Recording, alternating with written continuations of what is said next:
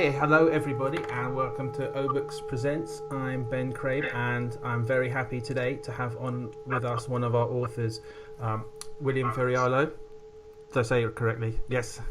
Yeah, got it.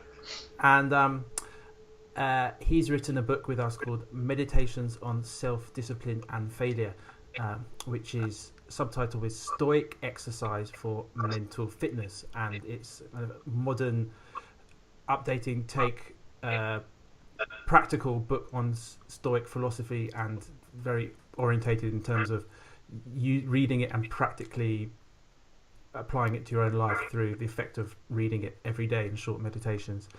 Now William had a Ph.D. in philosophy from the University of Oklahoma from 1997, and since then he's been teaching philosophy at the San Joaquin Delta College in California and also lives in California.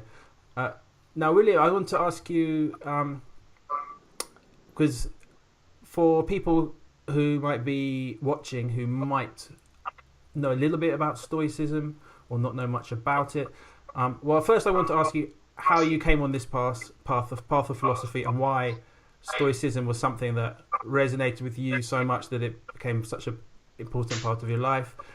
And maybe for people who don't know what it is it? And where does it come from? Okay. First of all, I want to express my gratitude to you for agreeing to interview me. I really appreciate it, and I hope it goes well. Let me take each component of your question in order as I recall them. Yeah. I got interested in Stoicism. I always tell people this. I got interested in Stoicism because I blew out my knee on my 18th birthday. When I was in high school, I was not, an intellectual or something like that. I was a jock. I played football. I wrestled. I did some boxing.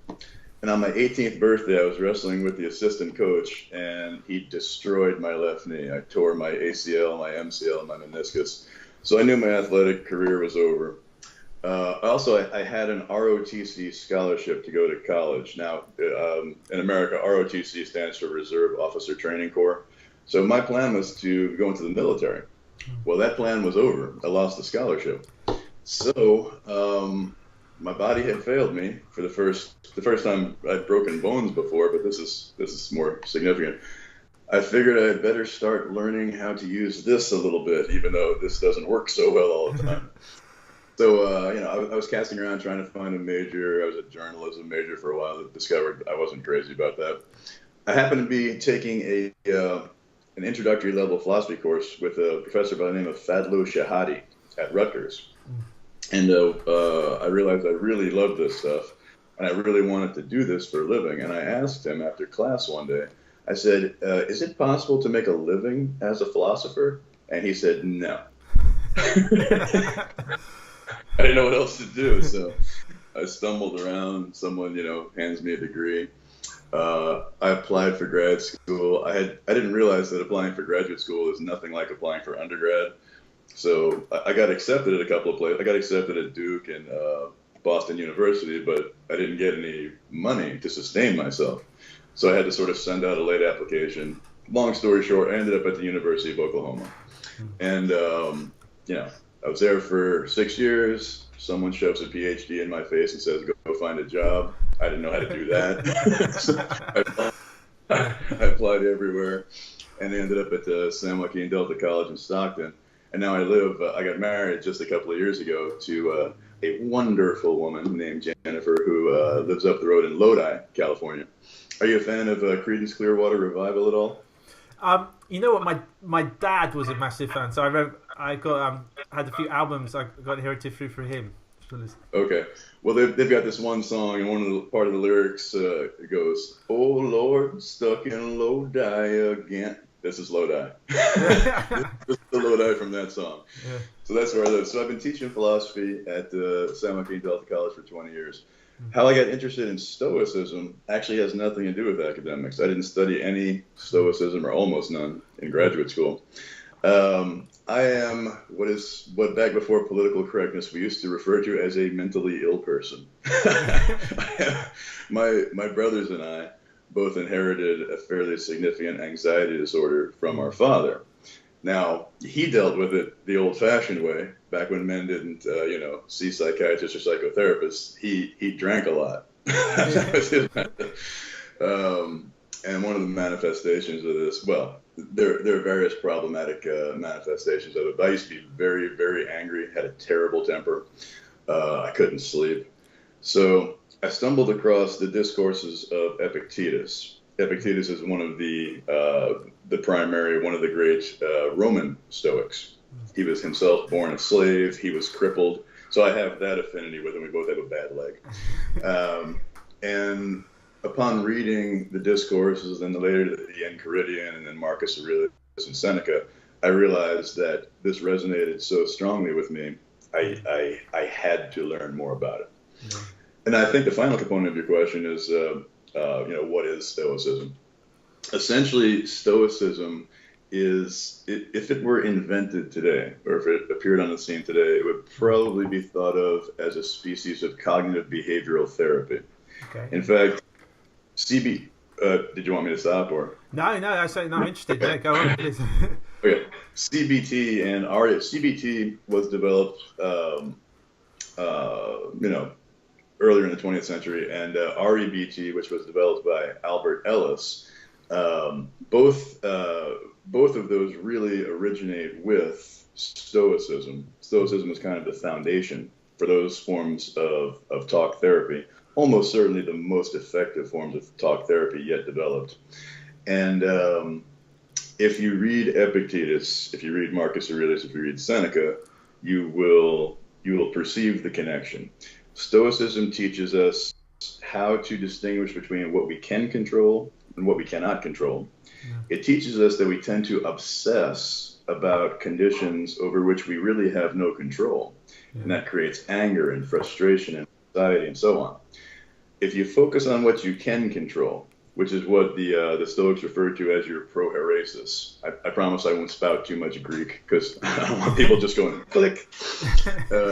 If you focus on your faculty of deliberation and choice, your will, which is really all you can ultimately control, you will learn to find a degree of serenity and an easy access to serenity and equanimity that is not readily available to sort of the common mindset. People tend to lose their minds over elections. You've just had a few interesting ones over there. We've had an interesting one here. People lose their minds over economics and over their financial woes. But all of that is entirely beyond our control. The most we can do is sort of express an opinion or talk to people. We can't force anyone to agree with us. We can't force anyone to vote as we would like. So if you let go of the tendency to be upset and to be outraged and to be otherwise ill at ease over those conditions, you can not only find the serenity most of us hope to find, you can also make much greater strides in terms of enhancing your own wisdom and your own virtue, because you're not wasting so much time and energy on things that you can't do anything about.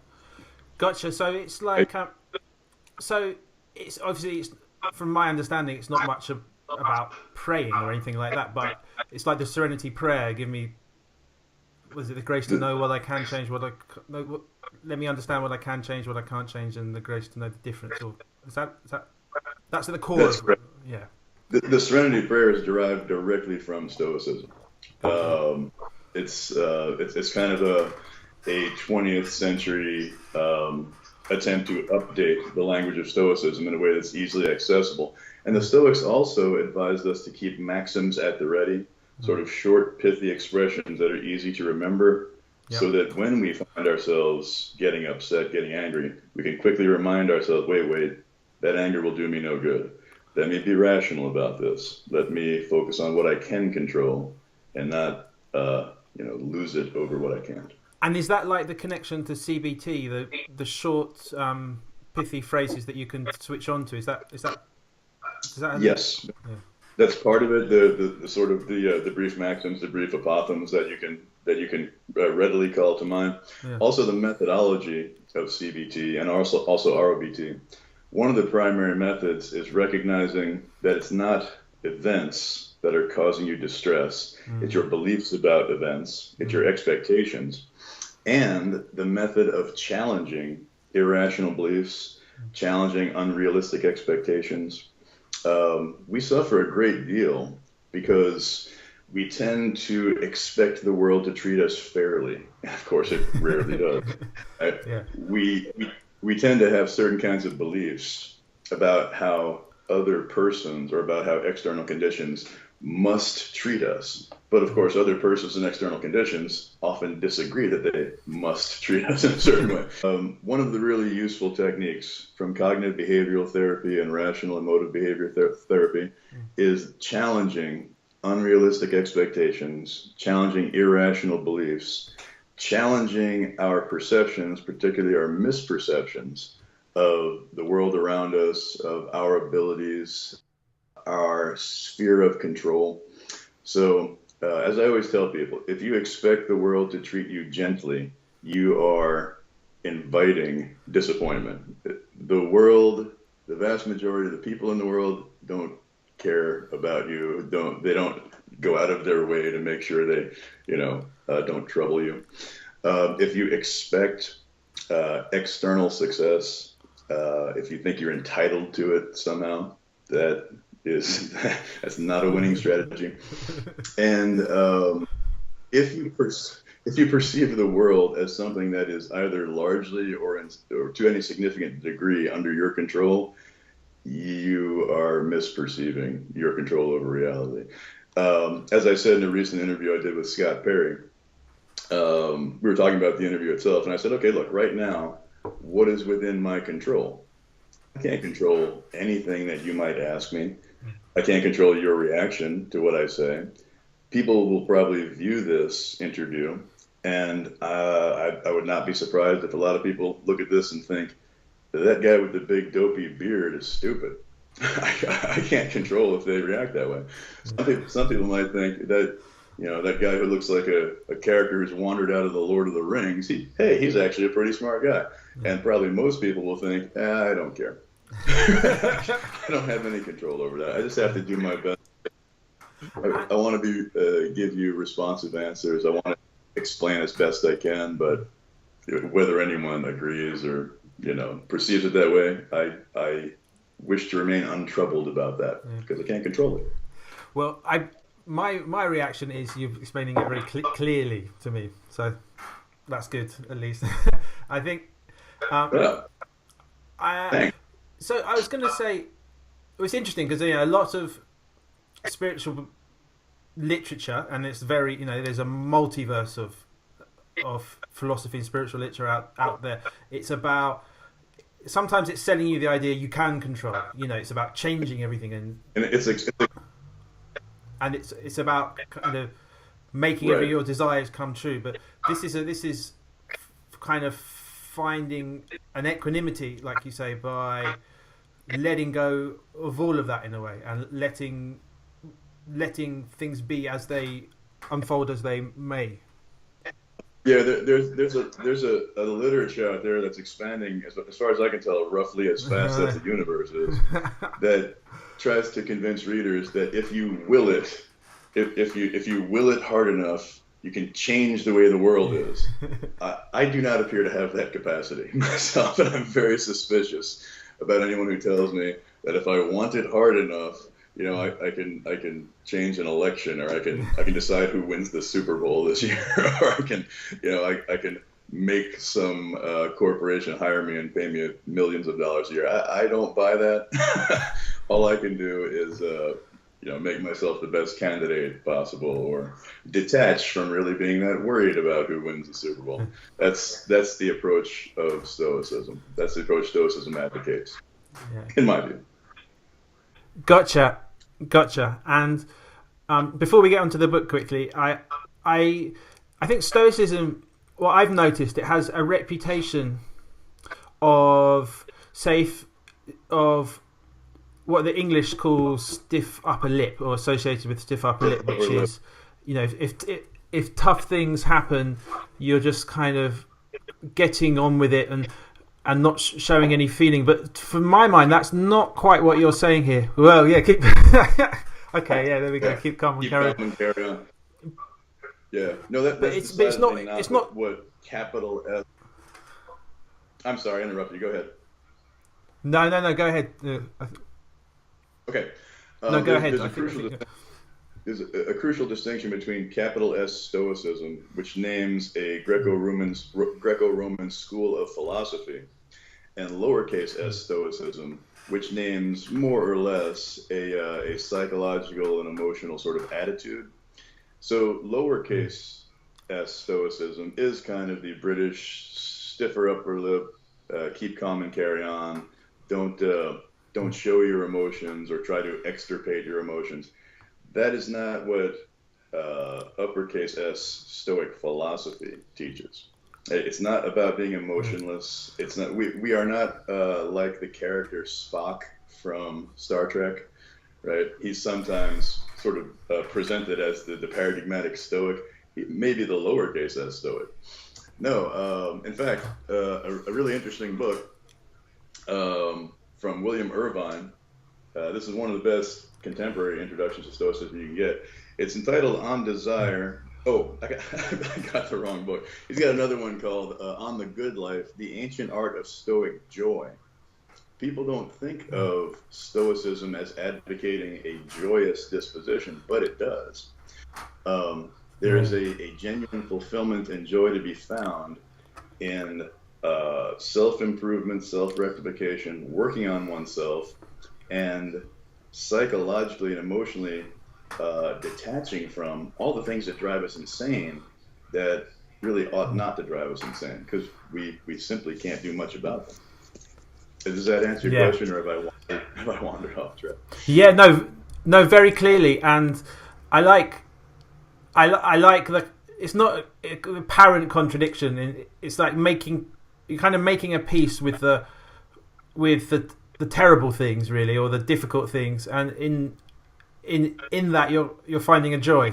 Is that a good paraphrase? Yeah, I would have a slight semantic quibble, and this is not a criticism, but when you refer to the terrible things, Stoicism teaches us that the things that are typically regarded as terrible ought not to be regarded as terrible. They might be less than ideal. There's this term in Stoicism called a dispreferred indifferent. But the fact that wars break out, the fact that we all die, that we are all frail, it's not terrible. It is simply the way that nature, or if you're a believer, God or some designer, has constructed and continues to evolve events in the world. We tend to think of it as terrible because it's frightening, or because we are going to when we're not perfectly rational, which is always, we often allow ourselves to regard things as terrible, horrifying, that are just the world taking its course. May I give you one specific example? Yeah. Of such an event? Okay. I spoke to my mom after one of these. Yeah, I spoke to my mom after one of the previous interviews I had done, and I had not been mentioning my brother Vinny's suicide. My brother Vinny committed suicide in 2014, and he was a great guy. He was in some ways, the best of the three brothers. And it was in large part, I think, because he, dealing with anxiety and depression, it did not happen to work out well for him.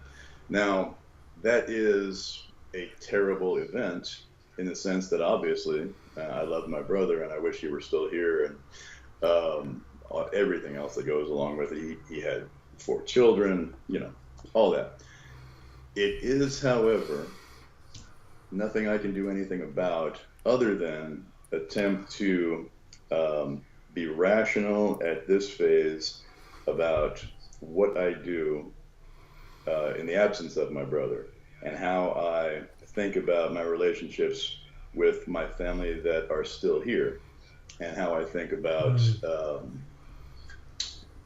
how I think about the fact that the world goes on. I remember a couple days after I learned that my brother had killed himself, I was just standing outside on my front porch here, and I found myself getting increasingly enraged. I found myself getting increasingly angry, and I had no idea why. So I kind of stopped, and I sort of challenged that disposition. I asked, all right, what is it that is currently causing this psychological state? And after a while, I realized that it was the fact that people were going about their business. Like people were walking their dogs and laughing happily. Kids were riding by on bikes. Now, of course, normally that would not bother me in the least. But what was bothering me was the fact that these people had the temerity to act as if nothing had happened. And how dare they? But of course, that's irrational. From their perspective, nothing. They didn't know my brother. They didn't even know he was dead. So see, it's in very subtle ways. We sort of develop expectations, maybe subconscious expectations, that cause us to become worked up in really unhealthy fashion. And if you learn to notice it, and if you learn to challenge it, you can at least dampen the effects of the quote terrible events. It's the world will always have its way. The world always wins. The external world out there, it always wins. If you want to fight it, you're going to lose. So try not to fight it so much, even just in here. Right. So again, I don't know how cleanly I answered the question. No, it's great. I know. I loved hearing that. Well, two things. The world will always have its way. I love that, and also, my dad died of cancer a while ago now, and he's talked about exactly the same thing. He talked about feeling very angry that the world would carry on when he was dead, and he had a soft spot for Stoicism, and I remember him talking to it about me as well. So no, it's very clear. And well, I think we should get on to the book actually, and your Stoicism as you talk, and I want to talk to you about. Well, firstly, I'd like to say how did it come about, and can you give a bit of background? There we go. Meditations on self-discipline and failure, Stoic exercise for mental fitness. So, firstly, how did it come about? And I quite like to talk about the title. Actually, I'm interested in. Is it unstoic of me to do the hard sell?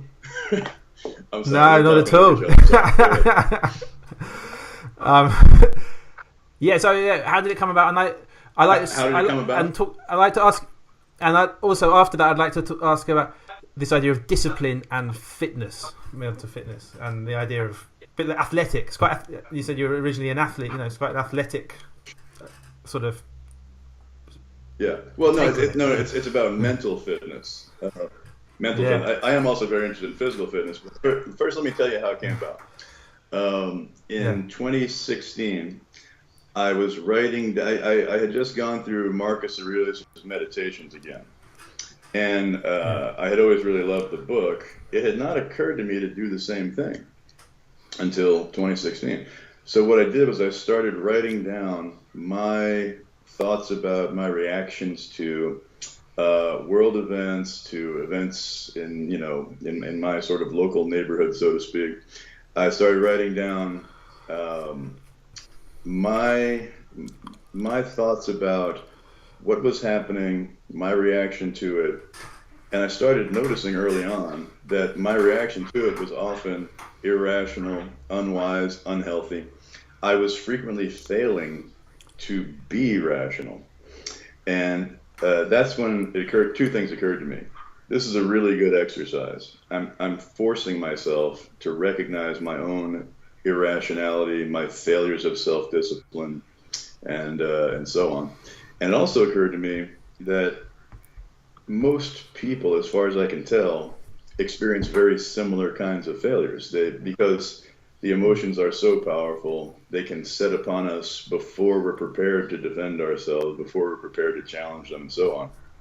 So I then got the idea this could be a 21st century version of Marcus Aurelius' Meditations, from the perspective of someone who, first of all, is no Marcus, obviously, and someone who's not emperor of the Roman Empire, but someone who's just nobody.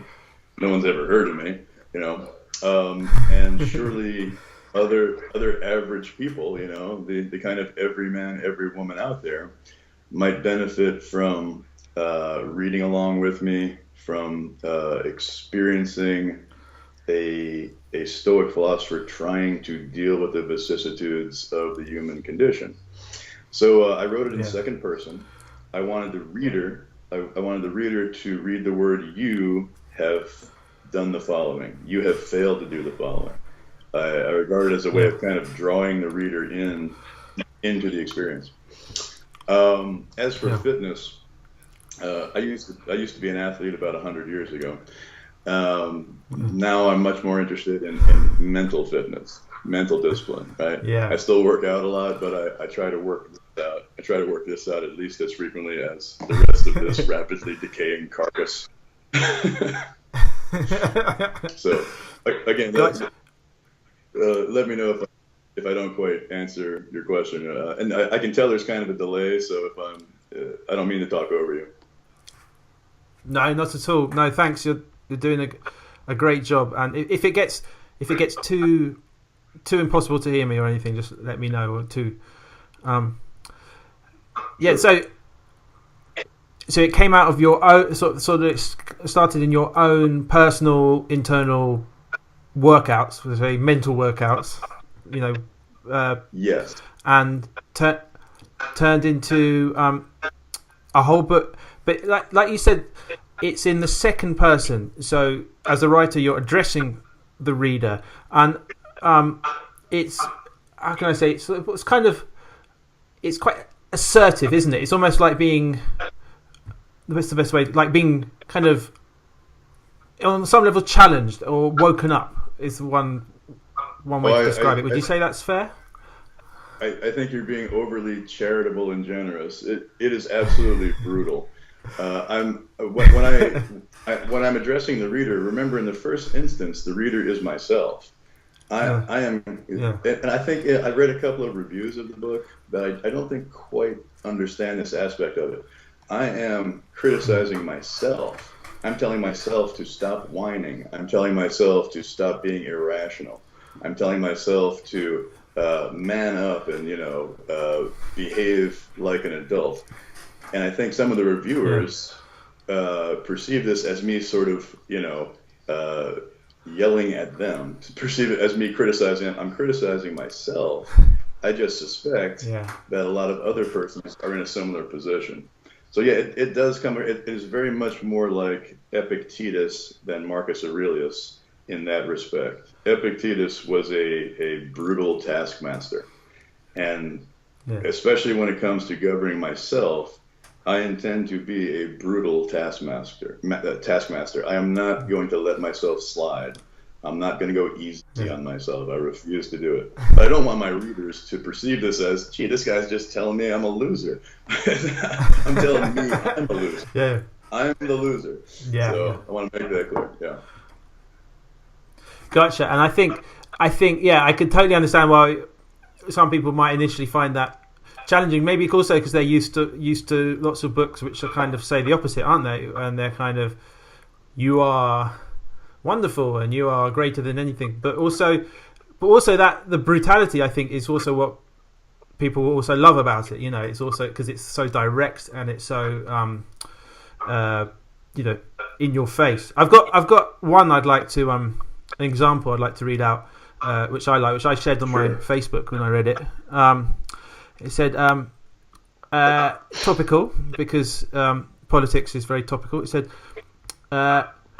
and it's full of very short kind of pithy paragraphs as well. So a bit like as we were talking about earlier, the short sentences to kind of kickstart your rational mind, and when maybe you're in an irrational place, it's following along those lines. And the extract is: politicians are, by and large, not to be trusted. Are the citizens or the voters any worthier of trust than their representatives? You have spent too many years living among your fellow human beings to take their indignation, feigned or forthright, more seriously than a politician's promises. Would you be more honest, more upright, or more admirable sitting in some seat of power than it is its current occupant? Do not be as naive as that. You have never had the opportunity to wield that type of power. You have no way of knowing how doing so would impact your behaviour or your character, and all available evidence suggests that the citizenry would be no better off with you in a governing role. Have you ever learned to govern yourself in virtuous fashion? Rather than casting a critical eye upon governors, senators, presidents, and the like, you would be well served to turn your gaze inward. Do you not perceive corruption within yourself? Are you not one of the citizens represented by the corrupt politicians? How unlucky you must be to have been hurled into this wicked old world with such a pristine heart, mind, and soul. Do not deceive yourself in this manner. Do not be a child. Yep. It's so easy to criticize politicians for corruption because almost all of them are in fact corrupt. But it is a representative system, is it not? I mean, the voters vote these people into office, and then they complain that they're terrible human beings. What I always try to do when I perceive a flaw in anyone else, when I perceive corruption in someone else, after the initial impulse to criticize passes, I always say, hold on a second. What if you, referring to me, what if I were a governor or a senator or, God forbid, the president of the United States? Just how pristine a human being would I be with that kind of power, those kind of pressures being brought to bear on me? I shudder to think at how I might use that power. As corrupt as any politician is, I am not convinced that I'm a whole hell of a lot better. We all like to think that we are superior to those whom we behold, especially when they're doing terrible things. But I have not lived the life of a saint, you know. To my knowledge, I've never engaged in any, massive financial corruption or anything like that. But to my knowledge, I've never had the opportunity to do so either. I've never had someone say to me, I'll give your campaign $100,000 if you say this thing you don't really believe, and without my money, you probably can't win. I don't know how I would react. I know that I have failed to be virtuous many, many, many times. Will probably do so today. So the point is always to try to correct oneself. I can't control politicians. The best I can hope for is to control myself. And I can't control and improve myself if I will not admit my failings and my flaws. So I must do that. So you can see why you can see why the reader might read that and think, wait a minute, who are you talking to? Are you calling me corrupt? And again, no, I'm calling me corrupt. I just wonder if you might not be a little bit like me, Yeah, and I loved it because my social media feeds are just full of people of all political persuasions judging politicians on those, those exactly that kind of way, and they become outraged about it. They become intense. There's this sustained rage, and that is not healthy. That's not good for oneself. That's not good for people you come in contact to, in contact with. I often want to say to people who are getting, really upset about politics, you might want to dial that back a bit. This is not good for anyone. You can reason about it, but I don't know. Throwing rocks through windows, I don't regard as a rational response. But that's me. And I'm going to put you on the spot here. Is there any part of the book that you'd like to read to us or share with us that? Sure. You're spontaneously inspired. Sure. I tell you what. I'll turn to a relatively random. I kind of have an idea of one. I'll share one with you, and then you tell me whether or not you think it's worth the sharing. This is book 30, the final book. This is the second meditation, the second entry in book 30. There are 300 total meditations in the book. And then there's an introduction that it really is worth reading the introduction. It's not that long. So this is book 30, entry number 2. Gotcha. Everything that can suffer does suffer. Everything that can die will die. You have suffered. You will suffer much more. And a lifetime of your suffering will culminate in your death. When you can muster genuine gratitude for all of that, then you will have made the kind of progress that is not easily reversed. To develop sincere appreciation for this opportunity to be born in a brutal world, not of your making, to struggle and fail time and time again, to feel repeatedly lost, bewildered, frustrated, and hopeless, to swim in this ocean of misery and ultimately to drown in it, this is the beginning of wisdom. You must embody overwhelming gratitude for the opportunity to fail repeatedly with no guarantee of eventual success, and to wade cheerfully into a doomed struggle against time and your own limitations. You clamber toward your own death across a landscape of thorns, broken glass, and the corpses of those who have gone before you. Would you have it any other way? Right? So, wow. The world's a rough place. And the world's a rough place, and all of us are lucky to be here. As I mentioned in an earlier interview, somehow we live in an anthropic universe. The universe is habitable by creatures like us. Some people believe this is the result of intelligent design to allow things like us to evolve. Yeah. Others believe it's just a matter of luck or happenstance. Others believe there's a multiverse with an infinite number of possibilities, and well, surely one of them had to happen. In any of whatever the facts are, and I've actually written about that topic, but I won't go into it here.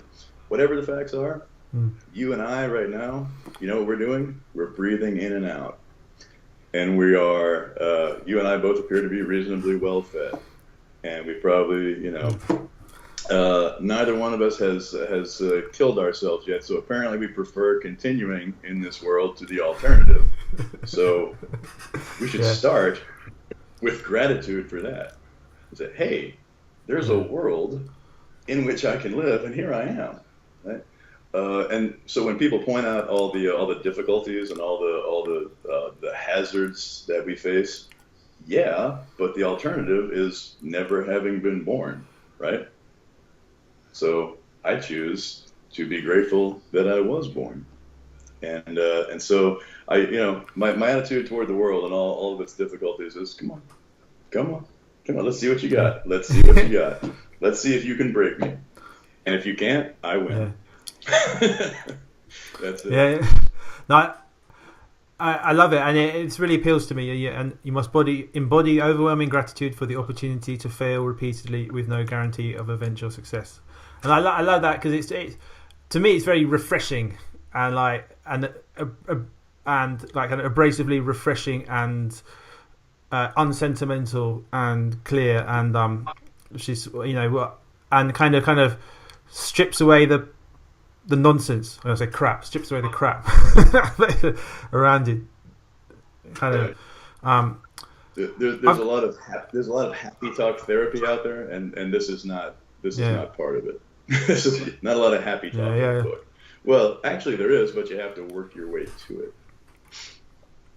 Yeah, and because we have to work your way through it, and there's a tell me if this is a bad example, because I'm not well known enough, well knowledged enough, but this is maybe extreme, but Stoicism, that the death of Socrates, who was a philosopher who was sentenced to death, but he came to it with complete equanimity and accepted it in a completely peaceful state. Is this kind of like we don't actually all have to do it, but is that kind of almost what we're talking about here? That it's one of its more extreme. Yes, Socrates is almost universally regarded as a hero and a moral exemplar among all the Stoics. They all loved and revered him, as did all the Hellenistic schools. All the Hellenistic schools, such as Cynicism, Stoicism, Skepticism, they all try to trace their lineage to Socrates, and there's good reason for that. Socrates was sentenced to death, sentenced to be executed by drinking hemlock. He could have, by all accounts, escaped. But to escape, he would have had to have broken the law, which he refused to do. it would have been an act of cowardice in his view, because his post, so to speak, was Athens, and to flee his post is an act of cowardice. So rather than degrade himself, he chose the lesser evil of death, and he enacted that death in a condition of equanimity, knowing that knowing or at least believing that he had lived life as best he could. And he famously said, Melitus and Anytus, his accusers were Melitus, Anytus, and Lycon.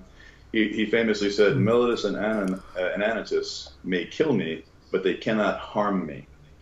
Because from the Stoic perspective and the Socratic perspective, the only real harm that befalls us is degradation that we impose upon ourselves. No one can make you or me or Socrates, no one can force us to be cowardly. No one can force us to lie. No one can force us to engage in vice. If you do that, you've done it to yourself. As for your body and your property and your reputation, the world's going to wreck that. The world's going to kill you. I mean, spoiler alert, you die at the end. Your property, once you die, goes to people, sooner or later goes to people you never met and have no connection with.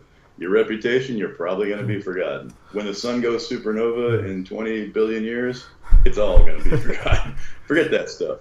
Focus on your character. Yeah. Focus on your decency. That's the Socratic and Stoic message, and the Cynic message as well. Yeah. Cynicism is another one of those words that doesn't mean today what it used to mean. Today, big C cynicism is, and small c cynicism is basically the cynicism. Small c cynicism is different from the actual school of yeah. That's correct. Think of Diogenes as the. Go ahead. Good. I'm sorry. No. You're frozen. Well, I think you've done. Okay. I think you've been super clear in expressing both what Stoicism is about, what your book is about, and I think anyone listening to this, I think they'll know. Well, I hope they'll go out and look at the book and become interested in this way of thinking. But they'll know, having heard it, whether they are or not. I'm sure from doing it. I want to ask you before we wrap up, where can we find you? What are you up to at the moment, and where can we find you online? And when is the book out?